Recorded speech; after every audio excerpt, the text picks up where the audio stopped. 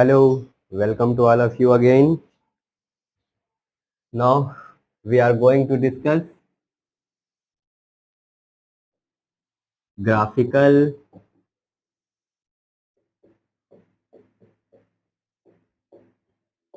representation of motion. Motion का graphical representation अब हम लोग पढ़ने जा रहे हैं। देखो अच्छा, ये बहुत ही इंपॉर्टेंट टॉपिक है ग्राफिकल रिप्रेजेंटेशन। अभी आपके 9th के बिहाफ पर अगर हम बात करें तो बहुत ही कम क्वेश्चन या बहुत ही कम प्रॉब्लम या बहुत ही कम कॉन्सेप्ट ग्राफ के दिए रहते हैं, बट धीरे धीरे जैसे आप 10th में जाएंगे 11th में जाएंगे तो ये ग्राफ के प्रॉब्लम्स आपके बढ़ते चले जाएंगे। अब यहाँ पे होता क्या है, अक्सर होता ये है कि क्योंकि ये बहुत ही एक छोटा सा टॉपिक अभी आपके 9th के बिहाफ पर दिया गया रहता है, तो अक्सर स्कूल्स में या फिर जो भी आपके रिस्पेक्टेड टीचर्स होते हैं वो इसको छोड़ देते हैं। इसको छोड़ना बहुत ही गलत है। हम नहीं कह रहे कि सब छोड़ देते हैं, लेकिन कहीं कहीं पर ऐसा होता है कि इसको छोड़ दिया जाता है। लेकिन आप लोग ध्यान दीजिएगा कि ग्राफिकल रिप्रेजेंटेशन एक बहुत ही इंपॉर्टेंट टॉपिक है और हमें ग्राफ को एनालिसिस करके देखना होता है किस तरीके से हम मोशन को ऑन द ग्राफ समझ सकते हैं। बाय द वे, चलिए अपने टॉपिक को स्टार्ट करते हैं। अच्छा, टॉपिक को स्टार्ट करने से पहले हम लोगों ने थोड़ी बहुत एक्सेलरेशन की कहानी देखी थी। उस एक्सेलरेशन की कहानी को हम लोग थोड़ा सा और डिस्कस कर लेते हैं। कुछ पॉइंट्स बाकी हैं, लगभग सारे पॉइंट्स एक्सेलरेशन के आप लोगों को बता रखे हैं। कुछ पॉइंट्स यहाँ और रह गए हैं। एक्सेलरेशन के पॉइंट्स क्या रह गए हैं, हम कह सकते हैं कि एक्सेलरेशन का ही एक अलग तरीके से रिप्रेजेंटेशन है। तो आइए उसको देख लेते हैं, फिर आगे बढ़ते हैं। जैसे हम लोगों ने एक्सेलरेशन के केस में देखा था कि ए इक्वल्स टू क्या होता है, v minus you upon T, जिसको हम लोग final velocity minus initial velocity upon time या फिर टाइम टेकन बोलते हैं। अब देखिएगा, फॉर्मूला यही इस्तेमाल होना है। इसी फॉर्मूले को किस तरीके से अलग अलग फॉर्मूले में शो किया जाता है। फॉर एग्जाम्पल के लिए ये कोई ऑब्जेक्ट है और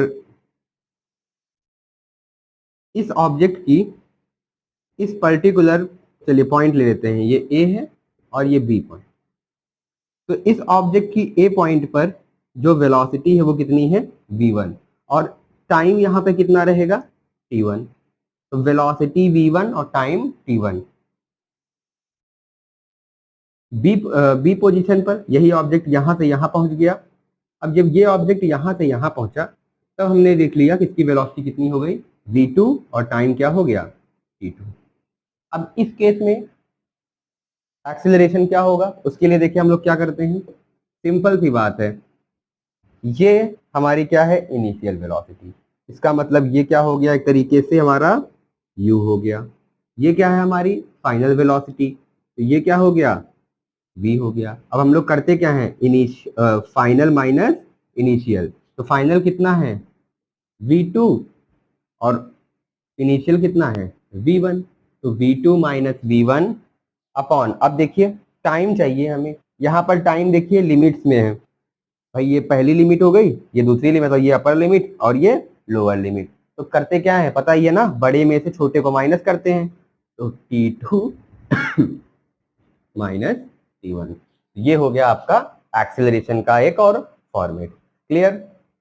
अच्छा, इसी एक्सेलरेशन को देखिए ध्यान से, यहाँ पर भी देखेंगे वहां पर भी देख लेते हैं। ये क्या है, v माइनस यू है, मतलब चेंज इन वेलोसिटी। फॉर्मूले में पढ़ा था ना, change in velocity per unit time is known as acceleration. तो ये क्या है, चेंज इन वेलोसिटी, और फिजिक्स में चेंज को रिप्रेजेंट करते हैं हम लोग डेल्टा से। तो ये क्या आ गया आपका, डेल्टा v अपॉन टी।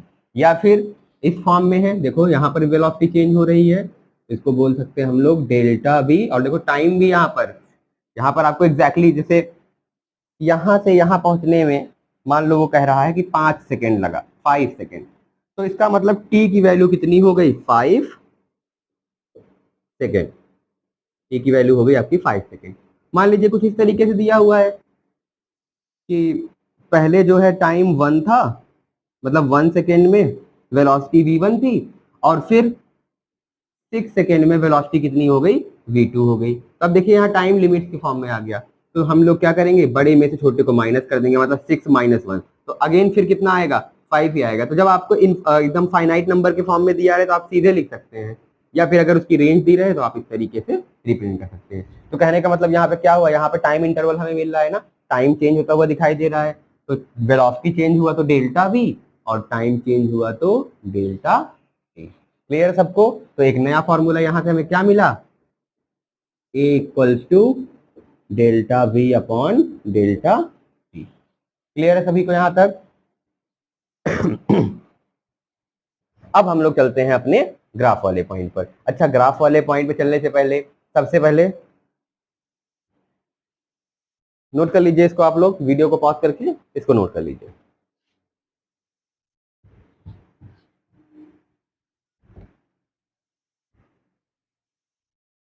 अब ध्यान से हम जो बताने जा रहे हैं उसको आप लोग ध्यान से देखिएगा। मान लीजिए, अच्छा आप लोगों ने स्पीड इक्वल्स टू क्या पढ़ा है, डिस्टेंस अपॉन टाइम। ऑब्वियस से बात है, हमने भी यही पढ़ा है, distance upon time. Short form में लिख दें, चलो एस इक्वल्स टू लिख देते हैं डी अपॉन टी। वेलोसिटी के केस में क्या पढ़ा, वेलोसिटी के केस में पढ़ा डिस्प्लेसमेंट अपॉन टाइम। देखो, जो आज का लेक्चर होने वाला है वो बहुत ही इंपॉर्टेंट लेक्चर है। आप लोग ध्यान से एक एक पॉइंट को देखिएगा, अगर ध्यान नहीं दोगे तो भी चीजें यहाँ पर जो जो ग्राफ है ये आपके ऊपर से निकलने लगेगा। तो v equals to velocity equals to क्या है, डिस्प्लेसमेंट है ना, चलो यहाँ पे कैपिटल डी का इस्तेमाल कर लेते हैं, टाइम ये हो गया t। इससे हमें क्या पता चल रहा है, अच्छा ये चीज हमें क्या बता रहा है, डिफिनीशन तो हमें स्पीड की बता ही रहा है, ऑब्वियस सी बात है कि distance per unit time is known as speed and displacement per unit time is known as velocity. But और ये कौन सी चीजें बातें हमें बताना चाह रहा है, ये हमें ये बता रहा है कि अगर डिस्टेंस को आप टाइम से डिवाइड करेंगे तो हमें क्या मिल जाएगा, स्पीड। मेरी इस बात को अपने दिमाग में बैठा लो कि डिस्टेंस को टाइम से अगर डिवाइड करते हैं तो हमें क्या मिलता है, स्पीड मिलता है।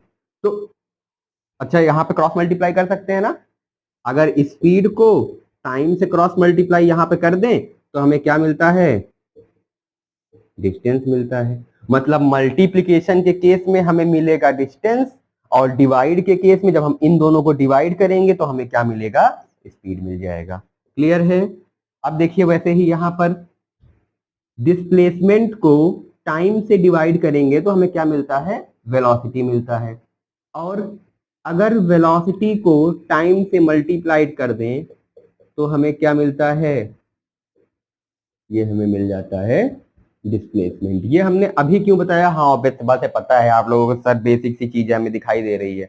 अभी देखिएगा ये चीज क्यों बताया मैंने, ये आपको जब हम लोग ग्राफ देखने लगेंगे तब आपको समझ में आएगा कि ये चीज क्यों बताई गई। अभी के लिए दिमाग में रखिएगा, मल्टीप्लीकेशन के केस में डिस्प्लेसमेंट, यहाँ पर मल्टीप्लीकेशन के केस में डिस्टेंस, डिवाइड के केस में स्पीड, यहाँ पर डिवाइड के केस में वेलोसिटी। क्लियर है सबको? नोट कर लीजिए जल्दी से।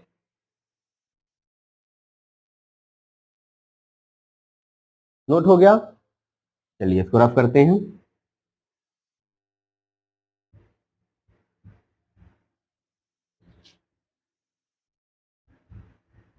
अब मैं सबसे पहले आपसे ग्राफ डिस्कस करने जा रहा हूं। तो ग्राफ थोड़ा थोड़ा तो पता ही होगा ना कि ग्राफ के लिए क्या चाहिए, दो एक्सिस चाहिए। ये देखो, दो एक्सिस चाहिए, एक हो गया एक्स और दूसरा हो गया वाई एक्सिस। क्लियर? अब ये एक्स और वाई एक्सिस है, इसी पर हमें क्या करना है, ग्राफ को प्लॉट करना है। अब ये तो एक्स और वाई की बात हो गई। अच्छा, अगर मैं यहाँ पे कुछ इस तरीके का ग्राफ प्लॉट करूं, कुछ ऐसा, तो ये क्या कहलाता है, ये आपका स्लोप कहलाता है। क्या कहलाएगा, स्लोप कहलाएगा। कहने का मतलब क्या हुआ, स्लोप में हम लोग क्या निकालते हैं, स्लोप में हम लोग निकालते हैं एंगल। क्या निकालते हैं, एंगल। और ऑब्वियस सी बात है, जैसा कि मैंने कहा, यहाँ पर आप लोगों के लिए मैथमेटिक्स की बेसिक ट्रिग्नोमेट्री जो है इस्तेमाल होगी। कुछ ट्रिग्नोमेट्रिकल आइडेंटिटीज होती हैं जिसको अभी आप लोगों ने नहीं पढ़ा होगा, आगे आप लोग ट्रिग्नोमेट्रिकल आइडेंटिटीज पढ़ेंगे। तो यहाँ पर अभी हम लोग थोड़ा सा डिस्कस कर लेंगे किस तरीके से हम थीटा की वैल्यू को या एंगल को यहाँ पर निकाल सकते हैं। अच्छा, एक चीज हमें समझ में आ गई, अगर आप प्रैक्टिकली फील करो तो मान लो कि ये आपका ग्राउंड है, ठीक है, जमीन। अब जमीन से कोई भी चीज धीरे धीरे उठना स्टार्ट हो रही है, जैसे इस तरीके का है इतना, तो देखो एंगल कम है ना, एंगल कम है, तो देखो इसका मतलब ये क्या हुआ, जो स्लोप है आपका, ये जो स्लोप बन रहा है, हम कह सकते हैं कि अगर हम यहाँ पे कोई भी एक ऑब्जेक्ट रखें तो बहुत ही धीरे धीरे फिसलते हुए यहाँ पे आएगा। अब जैसे जैसे इस ऑब्जेक्ट को हम लोग बढ़ाते जाएंगे, इस एंगल को हम लोग क्या करेंगे, जैसे जैसे बढ़ाते जाएंगे वैसे वैसे क्या होगा, ये ऑब्जेक्ट तेजी के साथ नीचे आने लगेगा। तो देखिए एंगल बढ़ाने के साथ साथ ऑब्जेक्ट क्या हो रहा है, तेजी के साथ नीचे आ रहा है। कहने का मतलब है कि जैसे जैसे हम लोग स्लोप में ये एंगल बढ़ाते जाएंगे वैसे वैसे क्या होगा, आपका जो भी यहाँ पर ऑब्जेक्ट होगा वो तेजी के साथ नीचे आता रहेगा। अब अभी आपको इस ऑब्जेक्ट से कोई मतलब नहीं, अभी आपको केवल मतलब किससे है, थीटा से। आपको यहाँ पर थीटा कैलकुलेट करना है। अब यहाँ पर ये स्लोप हो गया, ये हो गया आपका थीटा। अब यहाँ पर जो आपको समझना है वो क्या, कौन सी चीज है, देखिए ग्राफिकल रिप्रेजेंटेशन ऑफ मोशन में हमें हमें दो चीजों का दो अलग अलग तरीके के ग्राफ के बारे में पढ़ना है। पहला जो ग्राफ है वो है आपका डिस्टेंस टाइम ग्राफ। पहला ग्राफ कौन सा है, डिस्टेंस और टाइम का ग्राफ। और दूसरा ग्राफ कौन सा है, वेलोसिटी और टाइम का ग्राफ। तो हमें कुल मिला के डिस्टेंस टाइम का ग्राफ बनाना है, डिस्टेंस और टाइम का इस्तेमाल करना है, यहाँ पर वेलोसिटी और टाइम का इस्तेमाल करना है। अब देखो रिलेट करते जाना, कहां से रिलेट करना है तुम्हें, इस जगह से, speed equals to distance upon time, मतलब डिस्टेंस टाइम अगर डिवाइड करेंगे तो वो हमें क्या देगा, स्पीड देगा। वैसे ही वेलोसिटी इक्वल्स टू क्या था, डिस्प्लेसमेंट अपॉन टाइम, और वेलोसिटी को अगर टाइम से मल्टीप्लाइड करें तो वो हमें क्या क्या देता था, डिस्प्लेसमेंट, DISP। समझते हैं इसको किस तरीके से ये काम कर रहा है। एक एग्जांपल लेते हैं, एग्जांपल में ये ले लें कि मान लो कोई ऑब्जेक्ट है, ठीक, जो 0 सेकेंड में, मतलब टाइम स्टार्ट ही हुआ, अभी टाइम 0 है, तो उस ऑब्जेक्ट की जो डिस्टेंस है या डिस्प्लेसमेंट है वो कितना है, 0 है। देखो यहाँ पे मैंने speed equal to distance upon time लिख रखा है, इसका मतलब क्या हुआ कि डिस्टेंस और टाइम को जो भी रेशियो आएगा वो हमें क्या देगा, स्पीड देगा। तो सिमिलर केस अगर बताया था ना कि डिस्टेंस और अगर डिस्प्लेसमेंट अगर ये दोनों बराबर हैं तो वेलोसिटी के क्या, वेलोसिटी का भी केस हम लोग लिख सकते हैं क्या, डिस्प्लेसमेंट अपॉन टाइम। मतलब अगर डिस्प्लेसमेंट को ध्यान देंगे तो वो हमें क्या देगा, वेलोसिटी देगा, और डिस्टेंस को ध्यान देंगे तो हमें क्या देगा, स्पीड देगा। बस वेलोसिटी के केस में क्या हो जाएगा, हमारे पास डायरेक्शन आ जाएगा। खैर यहाँ पे आइए देखते हैं। तो हमने ऐसा देख लिया कि टाइम 0 पर हमारे पास जो भी डिस्प्लेसमेंट है या डिस्टेंस है वो कितना है, 0 है। अब आप लोग टाइम को कर लीजिए 1 सेकेंड में कर लें, चलो सेकेंड में कर लेते हैं। 1 सेकेंड में जो आपका डिस्टेंस हुआ या डिस्प्लेसमेंट हुआ वो कितना हो गया, 5 मीटर। अगले 2 सेकेंड में ये हो गया 10 मीटर। 3 सेकेंड में ये कितना हो गया, 15 मीटर। 4 सेकेंड में ये कितना हो गया, 20 मीटर। समझते रहना ध्यान से। अब हम यहाँ पर तो हम लोगों ने देख लिया कि 0 पर डिस्प्लेसमेंट 0 था, लेकिन 0 से 1 सेकेंड में डिस्प्लेसमेंट कितना हो गया, 5 मीटर। डिस्प्लेसमेंट क्या है, लो डिस्टेंस। यहाँ पर तो दोनों सेम है ना, यही डिस्टेंस है यही डिस्प्लेसमेंट है, क्योंकि पाथ यही वाला है और कोई पाथ है नहीं। और डिस्प्लेसमेंट में क्या देखते हैं, शॉर्टेस्ट पाथ, वो तो शॉर्टेस्ट पाथ तो यही है। और डिस्टेंस के केस में भी बस यही है, क्योंकि यही वाला पाथ कवर हो रहा है। क्लियर। तो क्या हुआ, डिस्टेंस भी यही है, डिस्प्लेसमेंट भी यही है। तो 1 सेकेंड में 5 मीटर, 2 सेकेंड में 10 मीटर, 3 सेकेंड में 15 मीटर, 4 सेकेंड में 20 मीटर। आइए अब इसको ग्राफ पे बनाते हैं।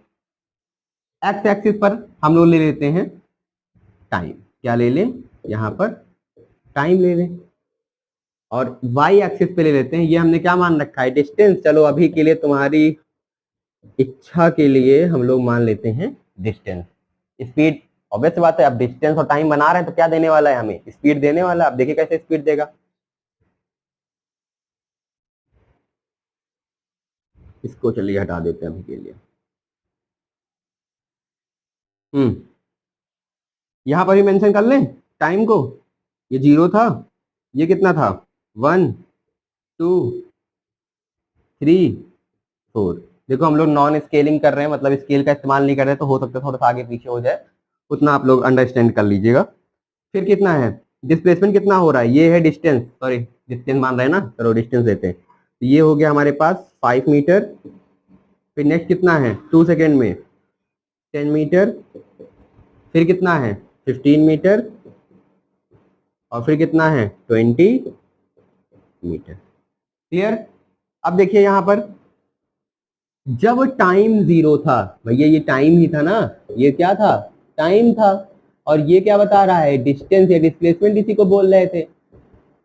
जब टाइम 0 था तब डिस्टेंस कितना है 0, मतलब पहला पॉइंट यहां पर मिल गया। जब टाइम 1 सेकेंड हुआ तो डिस्प्लेसमेंट कितना पहुंच गया, जैसे ही टाइम यहां से यहां बढ़ा वैसे ही डिस्प्लेसमेंट कितना बढ़ गया इस जगह से इस जगह पर।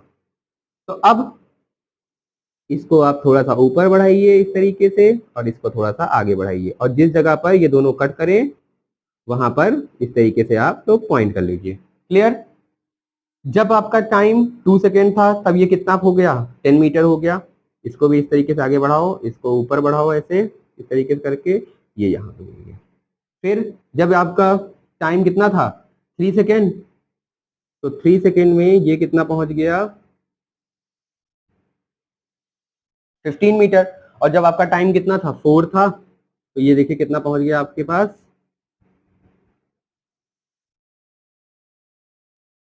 20 मीटर।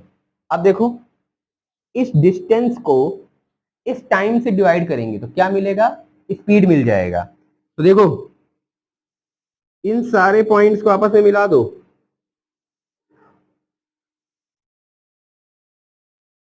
नॉन स्केलिंग है ना, थोड़ा सा ऊपर नीचे हो जा रहा है। तो क्या मिला हमें, एक सीधी लाइन मिल गई, सीधी लाइन मिली ना। अब देखो ये चीज हमें क्या बता रहा था, ये जो हमारे पास स्लोप आया है ये किस चीज का स्लोप है, डिस्टेंस टाइम का स्लोप हमें क्या देता है, डिस्टेंस टाइम का स्लोप हमें देता है स्पीड। कैसे सर, ये स्पीड कैसे है, अब जाइए देखते हैं, बताना। 0 से 1 सेकेंड मतलब गैप कितना है 1 सेकेंड का, टाइम गैप कितना हुआ 1 सेकेंड, और डिस्टेंस कितना है 5 मीटर। तो अगर इस रेंज के लिए अगर हम स्पीड निकालना चाहें, इस रेंज के लिए स्पीड निकालें, तो यहाँ पर स्पीड कितनी आ जाएगी, डिस्टेंस अपॉन टाइम कर लेते हैं, डिस्टेंस हो गया 5 और टाइम कितना 1, तो 5/1 इस रेंज के लिए आ गई हमारे पास 5 मीटर पर सेकेंड की स्पीड आ गई। अब इस रेंज के लिए देखिए यहाँ पर 1 से 2 हो रहा है, मतलब अगेन क्या बताया था, जैसे एक्सेलरेशन के केस में v2 minus v1 upon t2 minus t1, वही कर रहे थे ना। अब यहाँ पर हमें क्या निकालना है, स्पीड निकालना है, तो दो देखो टाइम आपका रेंज में आ गया, तो t2 माइनस t1 बड़े में से छोटे को माइनस करेंगे, और ऐसे ही ऊपर भी इस डिस्टेंस में से बड़े डिस्टेंस को क्या करेंगे, छोटे डिस्टेंस को, बड़े में से छोटे डिस्टेंस को माइनस कर देंगे। या फिर आप यहीं से देख से समझ सकते हैं कि 5 से 10 हुआ, मतलब गैप कितने का आया 5 का। तो ये अगर इस रेंज के लिए भी हम लोग निकालें तो क्या होता है, डिस्टेंस अपॉन टाइम होता है, डिस्टेंस अपॉन टाइम यहाँ पे अप्लाई करें तो 10 माइनस 5 अपॉन 2 माइनस 1 कितना आया 5/1, फिर से कितना मिल गया आपको 5 मीटर पर सेकेंड। ऐसे ही यहाँ पर निकालोगे, देखो फिर से 5 का गैप, तो यहाँ पर भी क्या मिला आपको 5 मीटर पर सेकेंड। ऐसे ही यहाँ पर क्या मिलेगा 5 मीटर पर सेकेंड। तो हर केस में हमें क्या मिल रहा है, हर एक केस में, जैसे यहाँ से अगर यहाँ तक की बात करें तो यहाँ पर भी 5, यहाँ पर भी 5, यहाँ पर भी 5 और यहाँ पर भी 5। तो ये हमें क्या मिल गया, स्पीड मिल गया। और ये बताओ कैसी speed, equal distance cover in equal time interval. Equal time interval में क्या हो रहा है, इक्वल डिस्टेंस कवर हो रहा है। तो ये चीज क्या होती थी, आप लोगों ने पढ़ रखा था ना, ये चीज स्पीड तो है लेकिन कैसी स्पीड, यूनिफॉर्म स्पीड। क्लियर है सभी को, ये क्या है यूनिफॉर्म स्पीड।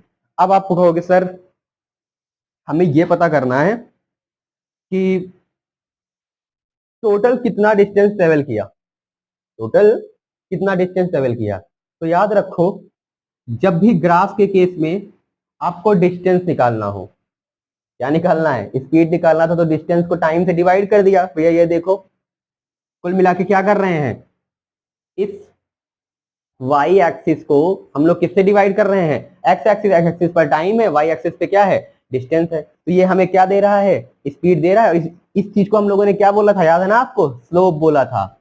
इसी चीज को हम लोगों ने क्या बोला था, इसी को हमने बोला था स्लोप।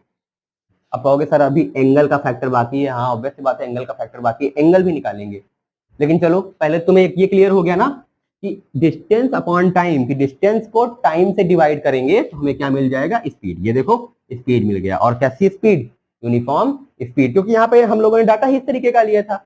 डाटा भी आगे पीछे कर दो, स्पीड कैसी हो जाएगी आपकी, नॉन यूनिफॉर्म।